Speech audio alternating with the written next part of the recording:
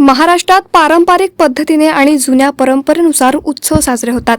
आपला महाराष्ट्र वर्षानुवर्षे चालत असलेल्या असंख्य रूढी परंपरा, त्याचे विविध रूपाने केलेले सादरीकरण, नाट्य, संगीत, विविध कला अशा असंख्य रूपाने सजलेला व समृद्ध झालेला आहे.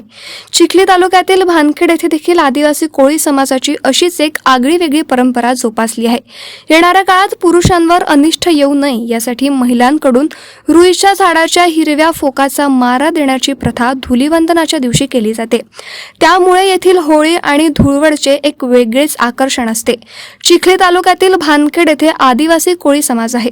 इतर ठिकाणी आदिवासी परंपरा लोप पावत चालली असली तरी भानखेडवासियांनी मात्र जुन्या परंपरा कायम जपून ठेवल्या आहेत. होळीच्या दिवशी गावात गौऱ्या जमा करून सामूहिक होळी पेटवली जाते. त्यानंतर धुळवाडीच्या दिवशी सरपंच, पोलीस पाटील व ज्येष्ठ मंडळी रक्षा घेऊन गावातील हनुमान मंदिराकडे पोहोचतात. तत्पूर्वी गावातील वेशीपासून पोलीस पाटील, सरपंच आणि गावकरी घरोघर जाऊन फगवा मागतात.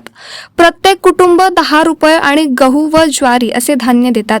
होळीची रास घेऊन हनुमान मंदिरासमोर पोहोचल्यावर मंदिरासमोर एक 80 किलो वजनाचा दगडाचा गोळा ठेवला जातो व त्याला गुंड असे म्हणतात.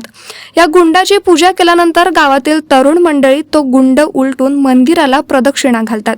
शेवटी पोलीस पाटील, सरपंच व ज्येष्ठ नागरिक या गुंडाला एक एक बोट लावून उचलून मानमोळा करतात. त्यानंतर गावातील वेशीमध्ये फागवा मागून जमा केलेली रक्कम व धान्य ज्या खुटाकडे त्या दिवशीचा मान आहे त्या खुटातील महिलेकडे सुपूर्त केला जातो.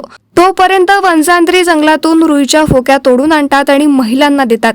या फोक्या घेऊन महिला रस्त्यावर दुतर्फ उभ्या राहतात आणि त्यांच्यामधून पुरुष मंडळी जातात. तेव्हा या महिला त्यांना फोक्या मारतात. या फोक्याचे फटके बसल्यानंतर इडापिडा टळते आणि आरोग्य चांगले राहते अशी श्रद्धा आहे.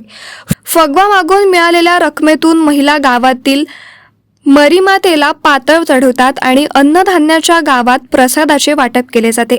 अशा आगळ्या वेगळ्या पद्धतीने जुन्या परंपरेनुसार येथे होळी आणि धुळवड साजरी करण्याची प्रथा आजही कायम आहे.